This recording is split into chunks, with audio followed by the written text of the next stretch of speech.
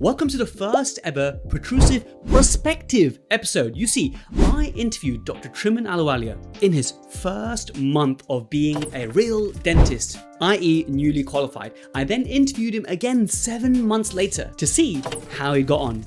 Hello Protrusive, I'm Jazz Galanti and welcome back to your favorite dental podcast. Every year we make an episode to help those who are in their first year, i.e. they've just qualified and they're entering the big bad world of dentistry.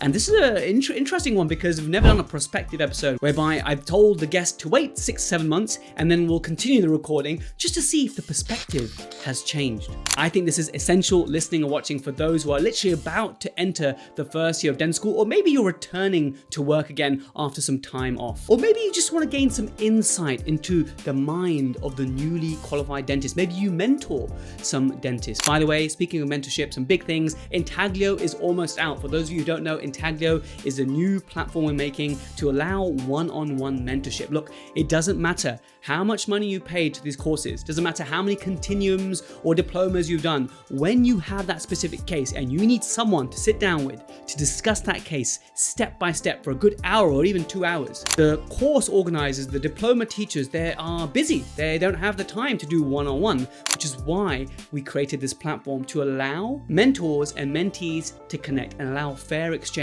Because you know what? When a mentee needs help, they really value it and they value that one-on-one time. So Intaglio is coming soon. And also a big update number 2 is I'm in my new studio. I've now moved from Reading to West London, quite close to Heathrow. It's like Little India. It's called Southall. I'm close now to my parents and my in-laws. So we get lots of support for family. So that was the big reason. I'm still working in Reading. But yeah, it's been a crazy time with moving. But now this is my first episode, first intro being recorded in the new studio. Wish us good luck. And now we'll join the main episode with Dr. Triman. Catch you in the outro. We can say doctor now, Dr. Triman Ahluwalia. That might feel strange to you. How are you doing, my friend? Yeah, I'm doing great. I'm a big fan of the podcast, so it's a great honor to be here and hopefully shed some light on DFT. Brilliant. Well, welcome to the Protrusive podcast, my friend. It is so lovely to have you, and I'm thanks so much for agreeing for the nature of what we're doing today. Is going to be delayed gratification. I'm going to talk to you now at the very beginning of your DF1 journey. So those my international audience, DF1 is basically like your first year out of dental school. It's kind of like a bridge between dental school and like the real world, where you kind of get a bit more support and things are a bit slower to start with, which is good. You know, I definitely learned a lot, enjoyed my time, but it's not about me, it's about you today, my friend. And so just before we delve further into the questions I have for you, just tell us a little about your journey in dentistry and dental school so far. Yeah, so my name's Triman, I'm 23 and I graduated dental school from King's College London this year in 2023 and I'm currently undertaking foundation training in part of the North London scheme at Ivy House Dental, and I also recently wrote an article that was in the BDJ Student just looking at the preparedness of newly graduated students like myself for independent practice, which is very on topic for today's discussion. Excellent. In case anyone's watching the video on YouTube and seeing me just slightly sweaty, maybe the camera's hiding it, I've just had these Korean bulldog noodles. I don't know if you've ever had these before. No, I've not had them before. There's something else, my friend, so I'm enjoying that very much. So it might get a little bit hot and spicy in the discussion as well. Let's see if it transfers through. Triman, tell me, what is your biggest worry? Like you have been, in fact, let's take a step back. Tell me, and I hope you're comfortable discussing this, tell me about your experience at dental school, generally speaking, and then also how much did you actually get to do? How much experience did you qualify with, bearing in mind that you were probably partially affected by COVID as well? Yeah, so this was sort of like the big question that was plaguing me towards the end of my summer holidays, and I was about to enter DFT, and I was actually thinking, how prepared am I actually for the real world of after dental school? And I think, yeah, as you were saying, COVID sort of was a big factor, especially for my year. I know that's like the new thing for everyone to say that my year was the worst, but I guess my year I think was the worst. But for me, I started seeing patients sort of regularly from the start of 4th year, I would say. And for reference, at King's, you sort of start seeing patients towards the end of 2nd year, which was when COVID hit for us. So I didn't really see anybody till 4th year, and there was also a big backlog as well. But so it was sort of in our heads from the start anyway for my cohort that our clinical experience was going to be significantly more limited compared to sort of our predecessors. And I think the Kings overall, they did a pretty good job of getting us up to speed and the amount of time that we had. And we saw sort of as many patients as we possibly could. And I think sort of towards the end, I think me, maybe my colleagues, I think we all started developing a bit of a quiet confidence about most final year dental students have about seeing patients, getting ready to leave. And But I think actually, when I actually started looking at my numbers when I was about to start DFT, because when you start DFT, you have to do something called an educational transitioning document. It's basically just where you write down sort of the numbers of procedures that you've done and how confident you feel with them, so you can share them with your educational supervisor going forward. And for me, I was actually looking at mine, I was thinking there's not actually as much dentistry as I would like. I mean, for example, like I did about, say, like 50 plus fillings or so, and that seems okay, but then when you break it down and you see that I've only done like 2 amalgams, it's not exactly the greatest and the most brimming with confidence. And then of course there's also procedures that just haven't really touched or just haven't really got sort of like the full depth of experience. So things like endos, sort of surgical extractions, for example. Yeah. And endo-wise, have you not obturated before clinically on a patient, basically? No, I have. So I've done, for me anyways, I did 3 endos. So I've done 1 incisor, canine, I think I did 1 molar as well. And that was sort of from start to finish. But assisted, so I was quite fortunate that I got to at least a mix of sort of like 3 teeth, but I think that was sort of the benchmark for most of my cohort as well. I think most people had about that much. I mean, we just had an induction day actually for foundation training, and they got everyone sort of, just sort of general consensus. How many endos has everyone done? I think sort of it ranged from about 1 to 6, so you could be anywhere on that scale. Yeah, and I mean, that is a bit like, so, I've said this many times on podcasts before when I've had a young guest on like yourself, which is learning to drive. Just because you got the driving license doesn't mean you actually really know how to drive. You actually really learn how to drive once you get the license. Exactly. Then you're out in the real world, and that's when you learn. And it's a bit like that in dentistry, and that's why it's called the practice of dentistry. So don't feel bad about that. Definitely start with some simpler endo cases, and then obviously read up before, watch some videos of the premolar, and then when you got a molar, make sure you pick the molar with the nice young patient with the nice wide canals, easy to find anatomy. And if you've got anything tricky, then make sure that you book extra time and all these things. So I think this is very, very normal for dentists qualifying nowadays, and it is what it is. So it's about what you do afterwards. Not a single person's success in dentistry, I think, was determined by their totals. It's all about, for me, I think it's all about emotional intelligence, how you communicate with the patients, how you care for your patients, and that's the most important thing. Of all the procedures and stuff that you've done, is there one that you're particularly maybe scared of? Like, imagine next week you had this in your diary. Would you be crapping your pants a little bit? I mean, I think for most DFT students, they could probably make a little tier list of which ones they hate the most. I've probably got one in my mind. But I mean, everyone's go-to is, I don't want to do a molar RCT, which I won't disagree with as well, because I'm not the best of them either. But I think also surgical extractions in particular, just for me particularly, because at King's, I mean, it was sort of like a code word. If someone said that my extraction went surgical, it meant that they just had to suction for the rest of the section, because the tutor would just take over and do it, and you wouldn't really know too much of why they're doing it this way. So I think that would be sort of the procedure that I would be dreading the most. But fortunately, my ES isn't that cruel. He's not going to chuck me in and immediately just do a surgical extraction. But I think we've got a bunch of oral surgery study days coming up, so that would be nice to actually get some insight into the theory of actually how to do a surgical extraction, flap design, bow removal, sectioning, all that stuff. Yeah. Do you mind if we just talk about that a little bit? Do you mind if I almost like coach you and give some advice about extraction and stuff, right? So what you're saying, it holds true. In my experience, I qualified 10 years before you. And when I came out, there are some extractions that once the crown broke off and the roots weren't budging, it was game over for me. I didn't know what to do. I didn't feel confident. It was very embarrassing to me. I hated it. And I took those emotions that I had within me at that point. I'm just closing my eyes. I'm just really picturing myself in that. I remember the patient's face. I felt so low. I felt so disappointed in myself. I let the patient down. And that's what sort of drove me to really start shadowing some oral surgeons and just generally picking up as many tips. And nowadays, like, I can look at a radiograph, make a correct assessment, and most extractions I'm happy to do. Very few that I refer out, and nothing phases me anymore in terms of extractions, even surgical wisdom teeth. And I think that all of that stems from, again, something I've talked about in the podcast before, but it's really important for those perhaps who are new to the podcast to hear this, is most of my molar extractions are going to be sectioned. No flap involved, flapless, but just section from the start. Don't wait for the crown to break off before you section. And so the skill I was lacking, Triman, when I qualified was the sectioning, the ability to section and confidence. But the thing I want to say to you and to all your cohort of new grads is sectioning is just getting the biggest, baddest diamond burr you have, or the tungsten carbide, and just cutting the tooth in half. It's really nothing more than that for a lower molar, for example, right? We did an episode around 80-something with Chris Waith about this topic, and in the comments of that section, someone towards the end of the DF1 wrote, after this episode, episode. I did my first section elevation today. I felt so good. And so don't be afraid of going in section elevate. Maybe have a tutorial with your trainer.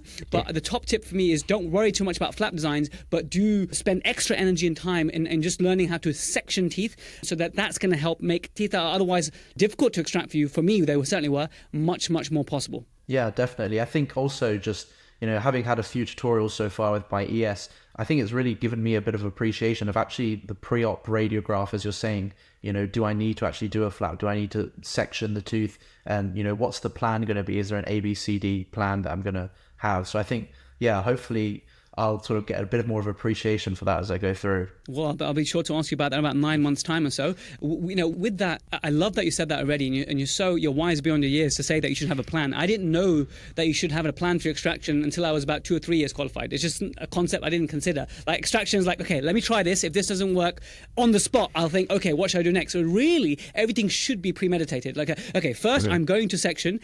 If it comes out, great. If it doesn't section, I'm then next going to do this. I'm next going to remove that furcal bone, for example. I'm next going to then use the criers and just have some sort of a rough plan which you're willing to change, but it's good to go in with a plan. I 100% agree, and I think you're very good to recognize that already. Thank you. Well, we've tackled already what's your biggest worry. You don't feel particularly prepared, and that's true, my friend, that you'll always be that way. You've told me already that the procedures, surgical extraction would be scaring your cohort, molar endos. It definitely was the same for me as well. What kind of plans and goals you have for the year? Because you're this generation, like when I was qualifying, there wasn't this Instagram dentistry at that time. It just didn't exist. Instagram was mostly for food and that kind of stuff. And holidays, basically, there wasn't a dental home for Instagram. And now you can see all this amazing work.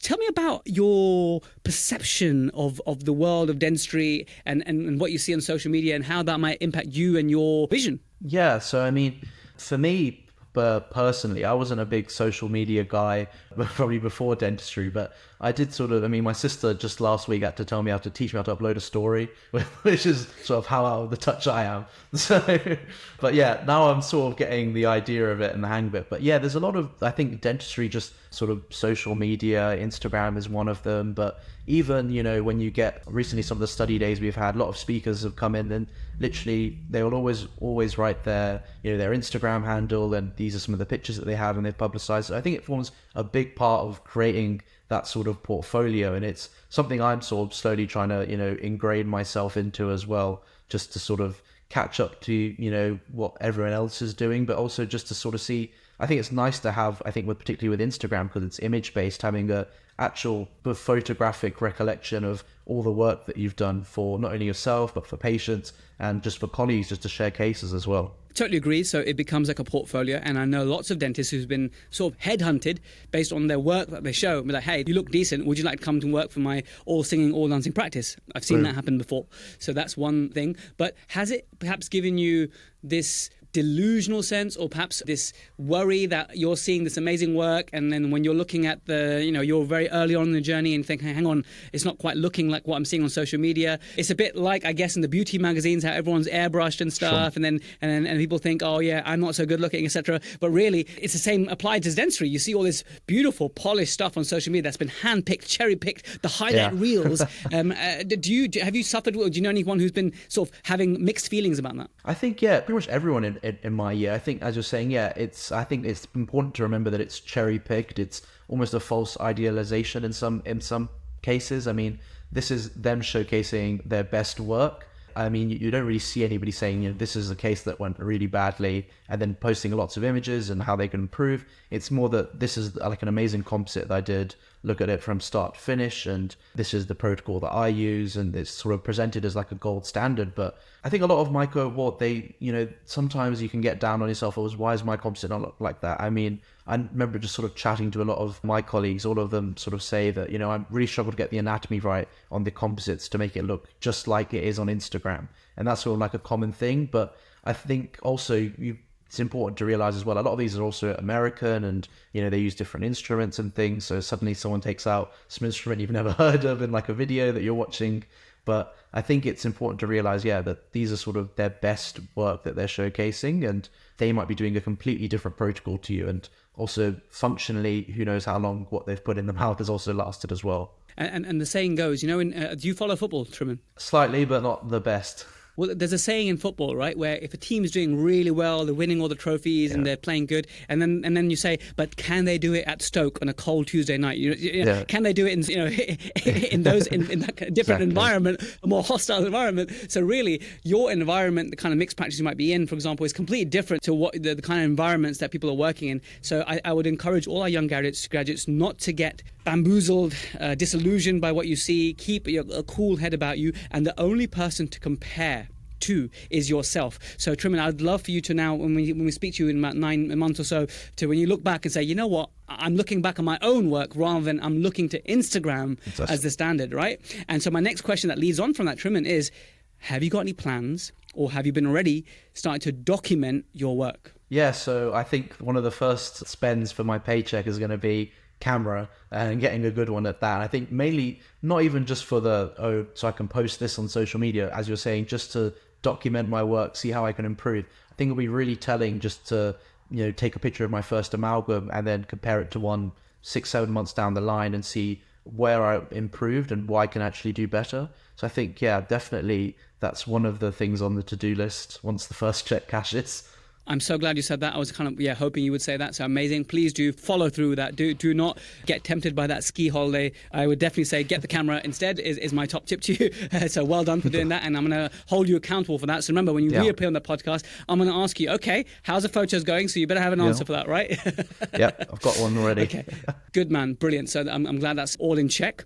In terms of career aspirations, it's funny when you speak to someone who's newly qualified, they're a little bit starry-eyed and stuff. Just tell me, what is it? What kind of direction do you think you want your career to go in? Yeah, I mean, this is sort of an interesting one. I mean, a lot of people at dental school, especially even when even in BDS 1, the first year, a lot of people will come in saying that, I want to specialize in this or this or this. I mean, for me, I feel like my stance right now is that I haven't actually done enough dentistry to figure out what I like and what I don't like. I know that we were joking before about, procedures that you don't like to do, but I feel like I haven't actually done enough of every single procedure to say that with a passion, I don't like doing this, I don't like doing this, because I just don't think I've had enough experience. I think so far I quite like doing a mix of everything. There isn't one thing that if I would sort of say I'd really love to specialize in this, because I don't think I'd be able to choose right now. I think I enjoy doing a mix of everything, just familiarizing myself with all the different sort of specialties that dentistry have to offer, and just sort of, I think in terms of a plan, I think right now, my plan is just to become really good at all of the basics. And I think that in time will hopefully make me become a lot more efficient and effective. Well said. And I think the saying goes, you have to kiss a lot of frogs before you find your Prince Charming, right? So, you have to experience this, you have to experience failure in endo, failure in extractions, and then you might be inspired on a course one day and then go delve deeper into perio root or wherever it could be. So I'm really glad you're keeping your options open. Again, I'll ask you again in the future, see if perhaps you've niched down. Maybe you've decided that you never want to do an endo ever again or whatever. Let's see. It'll be interesting to see what you say then. Those are all the questions I had for today, Triman. Is there anything else that you want to add in this first of 2 parts when I catch you again in 9 months to see how you're getting on? Anything else you want to add to this, maybe as like a time capsule thing, a message to yourself for the future? I mean, I think if there's any future advice for future Triman, it would be just to, I think the message is sort of the same as it was for me in dental school. Just try and learn as much from as wide array of clinicians as there is as possible. I mean, we're very fortunate that we can have our ES at our practice. There's other dentists at the practice. There's a wide variety of study day speakers who've so far been really good. And I think this the same thing at dental school. I think there's always something that you can take away from every dentist that you see. You might not agree with everything that they're doing, but if there's even just one thing, as simple as, I like the way they did that child examination, I might do that next time. I think it's a good thing to be able to just sort of try and amalgamate as much experience as possible from everybody and sort of make yourself become a more well-rounded dentist overall. Amazing. 2023, Triman. I really appreciate chatting to you today. I look forward to speaking to 2024, Triman. Okay, Triman, I've lost count of when we recorded. It's been many months, maybe 5 months, 7 months. I don't know. But whenever it was, I'm eager to know, okay? In the order, did you buy a camera? So the straight answer is not yet, but planning going to. So what happened? The reason is just because as part of DFT, part of the training equipment list is to have a DSLR camera. So I've been using that throughout the year. And the main reason is really because I wanted to just get a better feel as to what settings were best for me before I just blindly bought something just because it was on like a recommended list. And I think doing so has been really useful because it's given me a better idea as to what settings I'm most comfortable with, what kind of interface I like.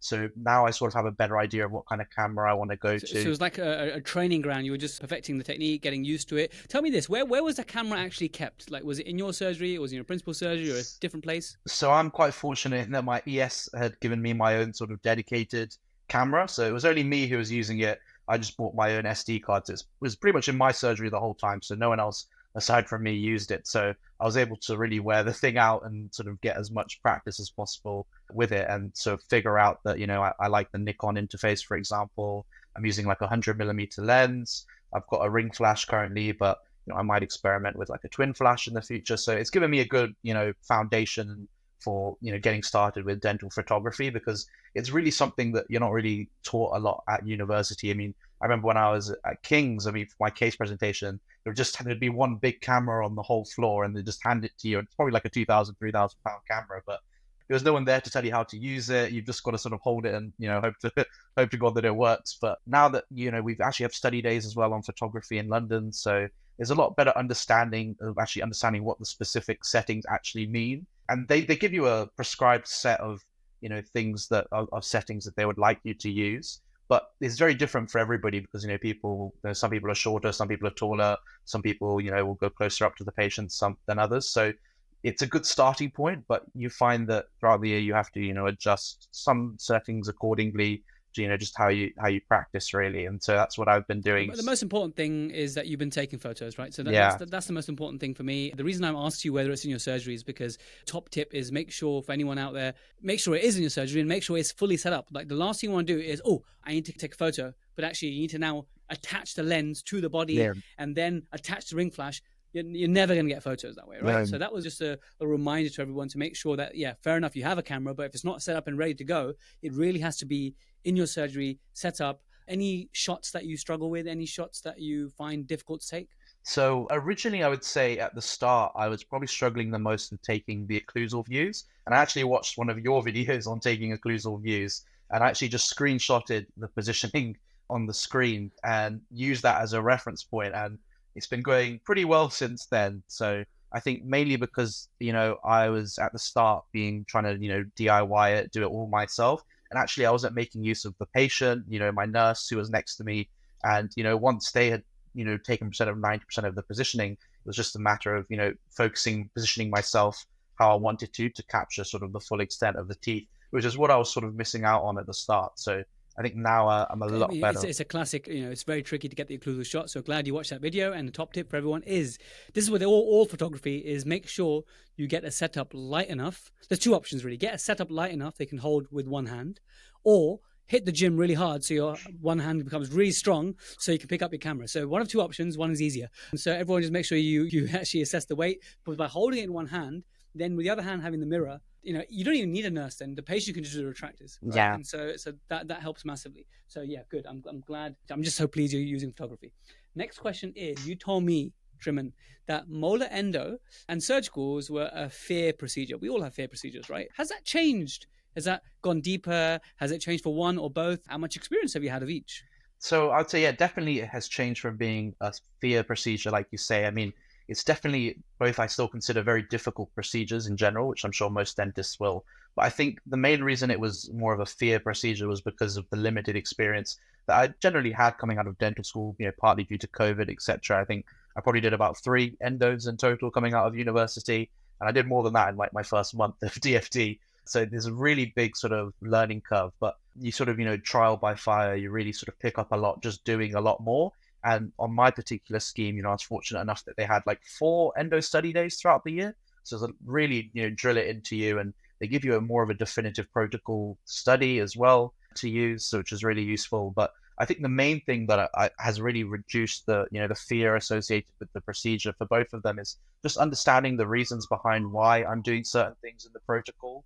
I mean, in university, you're often just given a protocol and you're expected to sort of just blindly follow it, really.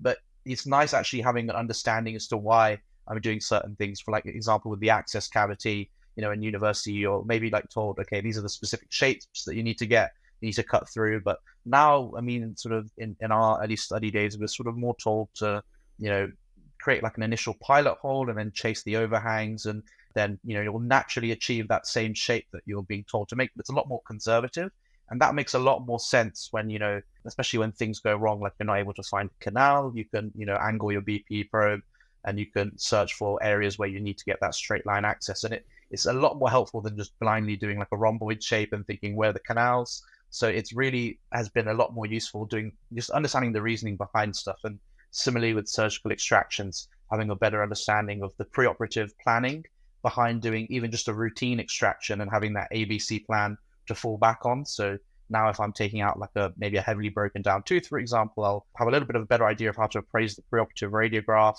And, my plan A might be to, luxate, maybe use smaller elevators to reduce the risk of fracture, maybe use a cow horns, because the tooth's quite broken down. If that doesn't work, I might be able to split the tooth in half with the cow horns, or I might need to section it and then elevate the roots out. Or I might need to then, if that doesn't work, plan C, then do, an access flap, maybe drill some bone and elevate the roots out separately. But it's nice having, that understanding of what can happen if things go wrong.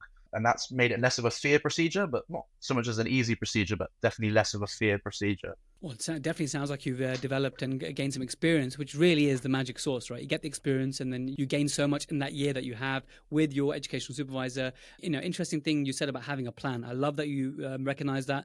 Everyone should have a plan for every extraction. Just now, I finished a tricky extraction. I knew that I was going to section because there's tricky molar, root filled, gold crown, vertical root fracture. So I split the gold crown off first. That came out fine. Sectioned the tooth in half straight away, preserved the bone. Mesial root, which had the vertical root fracture, came out very easily because it was all infected. Distal root was an absolute bugger, and it kept chipping away. The main takeaway there I can share with everyone while we're talking about this is by switching the suction. Like, so that little the suction, the microsurgical suction tip. Mm-hmm, yeah. Zoe was using it and helping me out, but it just wasn't good enough. So after about a few minutes, I said, Zoe, could you just switch the suction? I think maybe it's blocked. And then she got the new suction out, and boom, suddenly I could see. And then you know exactly where to put your luxator. And so the reason I mentioned this is because it reminds me of another tip, which people on Protrusive Guidance, our app, they are often saying that this is the number one tip that they gain from the podcast. It's not even my rule. It's a rule I picked up from like third degree from someone, which is the 6-second rule. Are you familiar with the 6-second rule? No, not particularly. Okay, the 6-second rule, no one knows why it's exactly 6 seconds, but it's got a nice ring to it. Basically, if you're doing something when it comes to an extraction, anything, right, and you do that thing for 6 seconds, and nothing's really changing or improving, go to the next step, change it. So if you're using a luxator for 6 seconds and literally nothing is happening, okay, think, what can you do next? Get a bigger luxator, get a different instrument, change your angulation, whatever. And that has helped me, because sometimes you're doing the same thing over and over again, and you're not achieving anything. So the 6-second rule has been quite a hot one on Protrusive Guidance in terms of people saying it's their favorite one. So great. I'm glad you're feeling more confident in molar endo, surgicals. You told me already about the camera. Now, tell me, overall, what have you enjoyed about your DF1 experience, and what have you not enjoyed? Yeah, I mean, I think probably the biggest change just coming from university, the thing that I've enjoyed the most is actually just the change in pace from, the very long sessions that most people are accustomed to in university, which is, you have one big morning session, one big afternoon session. You do as much sort of treatment as possible. And I think actually having that broad range of patients and, just slowly becoming, that change of pace and being a bit more quicker and actually being a bit more efficient with the time, I would say is the best way to put it. It's been a lot more, fruitful, and it makes it a lot more enjoyable, the dentistry, rather than, there's a lot of lost time in university, waiting for the tutor to come over, and then they'll agree with the treatment plan. It might change. I used to hate that. I used to hate that so much. So now making small talk with your patient, that was the worst thing ever. With like a 30-minute wait. Yeah, exactly. So now I think having the clinical freedom to actually make use of the time effectively, and, just call my ES in if I'm struggling with something, and they won't take 30 minutes to arrive, hopefully, then it's been a lot more enjoyable in that sense. I think that's probably the biggest enjoyment. In terms of like particular procedures, again, I would say actually root canal and extractions, and also indirect restorations like resin bonded bridges and onlays in particular, which I didn't really get to touch upon at dental school a lot. Again, for the same reason of I just have a better understanding of the procedures. And so I really enjoy now actually being able to do them, because I have a better understanding of, what might happen if things go wrong. And there's a bit more of a problem solving element, which is sort of, I think the main enjoyable part of dentistry, really having that when you understand something, it's really useful, and it makes this procedure a lot more enjoyable, because that, okay, if this doesn't work, then I've got the problem solving, skill set at least to, resolve it. Whereas, a lot of those fear procedures is just you being stuck on something for a long time. So that's probably the thing I've enjoyed the most, really. And in terms of less enjoyed, I mean, I'm probably quite easy to please, and that I enjoy a lot of everything. I think probably the most uncomfortable thing that I'm probably not as good at and confident at yet is probably discussing costs or so with patients, I would say, particularly around private treatment. And this was sort of one thing I mentioned in one of the recent articles I published in BDJ in Practice about being prepared as an associate for next year as a DFT. Because of the nature of the contract, you have to do, I think, 95% NHS work.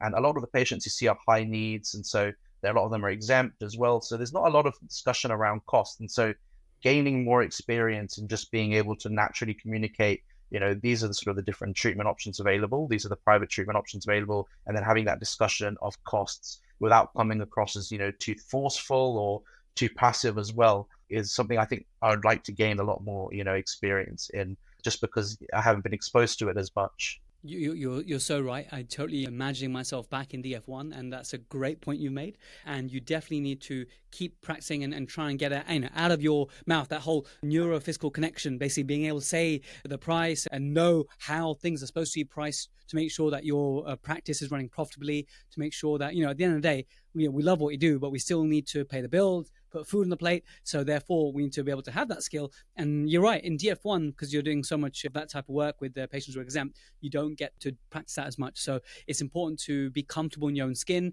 be proud of your skills and procedures, and be able to also, just for transparency and clear communication, the patient needs to know the price. Who are really bad at telling you the price and stuff? Doctors. So in my experience of private doctors, and they will just do all sorts, but they're just terrible. And then the worst thing is you actually speak to the practice manager or the people who are like their secretaries and say, by the way, how much will this cost? They're like, I can't say, I'm not sure yet. And really, the price list that we have for a crown, for endo, in the medical world, in my experience, that really doesn't exist. And so, especially in the insurance world, it's really, really complicated. So I think let's not be like those doctors. Let's be really clear with the price. And so that's a great point you made, and you're going to gain that experience as you go along. And it's also the top tip I can give here is when you are communicating the price, it's really important to be confident when you say it. It's really important not to look away, because just like you said, and I only say this because when you are new to talking about money and not talking about price, a lot of dentists will lack confidence. I certainly did. Okay, I come from a type of background where it made it very difficult for me to talk about the cost of dentistry. And so common mistakes is dentists look away, or their voice changes a little bit, or it cracks, or whatever. So to have that practice and conviction, and that's a great point you made. And so Triman, last question is, did you find a niche, or are you happy to still want to experience everything and enjoy all aspects of general dentistry? That's what you said. You like the idea of general dentistry. Have you found a little passion within dentistry, or are you still looking? Are you still searching? Yeah, I think probably the one answer that's probably stayed the same since we last spoke is me probably wanting a bit more experience, again, trying to find out which disciplines I really like more than others. And I know I've gained a lot of experience throughout this year, but I'm still quite new to dentistry and in general. And I think foundation year, no pun intended, has lived up to its name and providing me with a good foundation to start sort of building, my career as a dentist. And so when I finished dental school, there was quite a lot of gaps in knowledge, which a lot of people have. And DFT really just helps sort of bridge those gaps and close them off. So you now sort of have a nice base to work with. And I feel a lot more well-rounded now as a dentist. So I think I've dipped my toe in a lot of different disciplines, but I don't say there's one thing in particular that draws me in particular to it. I think I need to now delve further into areas that I'm interested in. For example, I've booked like a composite course this weekend, which I'm going on.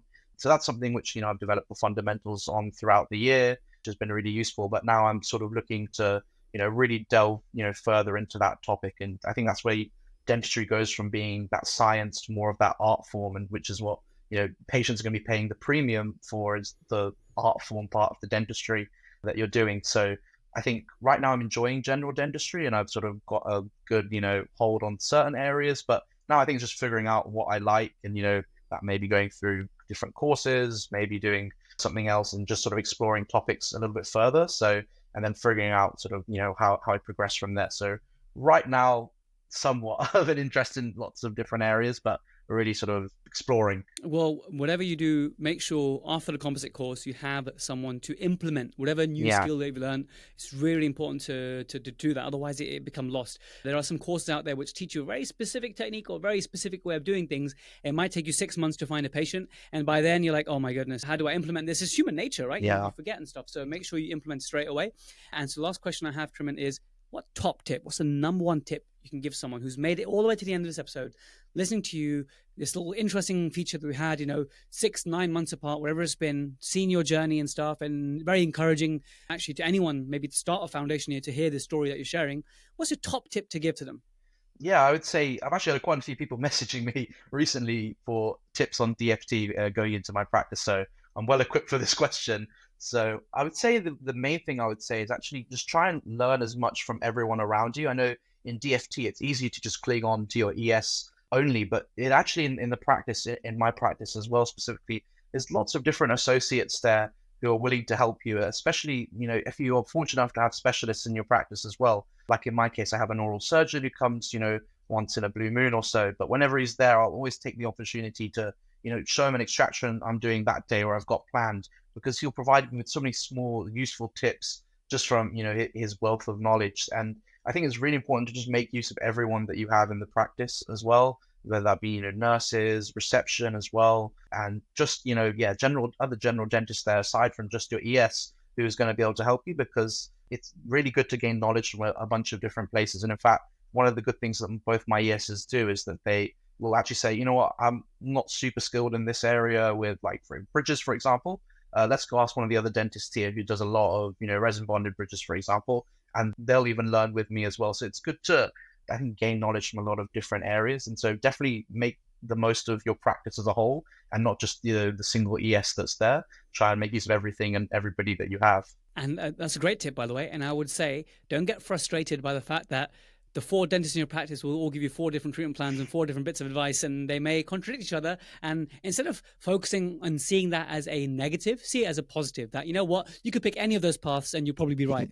And so if you convert that negativity into a positive thing, trust me, you'll be well placed for the rest of your career. Because it used to really frustrate me, Triman, all these, why isn't there just one way of doing things? Why do there have to be 50 different ways? Why is one tutor telling me one thing? Why is a different tutor telling me a different thing? It used to frustrate me. But I've learned to see the beauty of it. Actually, okay, either way, whichever one resonates with me on that particular day where I'm making the decision, I'll go with that. And I made peace with that. And I think that's very liberating. So, Triman, thanks so much for sharing those many months apart. It's been really nice to hear about your journey. What you got planned for next year? Are you thinking about applying for jobs or? Yeah, so I've actually taken up sort of 2 associate positions at 2 different practices next year. So I'll be making the transition into sort of full-time associate. How did you find them? How did you find the associate job?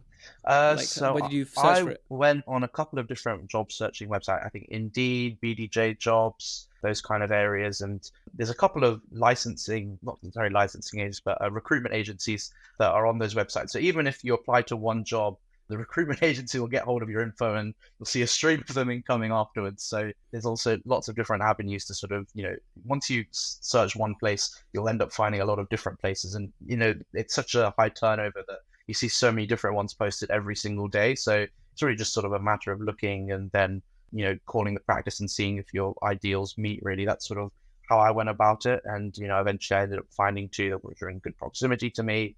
I had good reviews. I really enjoyed seeing the practice and, that kind of thing, really. And it was, I think, the best sort of way to go about it. Amazing. Triman, I wish you all the best with your next year. It's good that you've survived DF1. Well done. And you definitely come out, stronger, better for your dentistry, which is great. And excited for your composite course and also for your future, my friend. Keep in touch with the Protrusive. Hope to see you on Protrusive Guidance. It'd be great for you to post a few cases now and again. That'd be nice to see. And your progress, it's we're all kind of invested in it now. So we're rooting for you, Triman. You keep going, sir.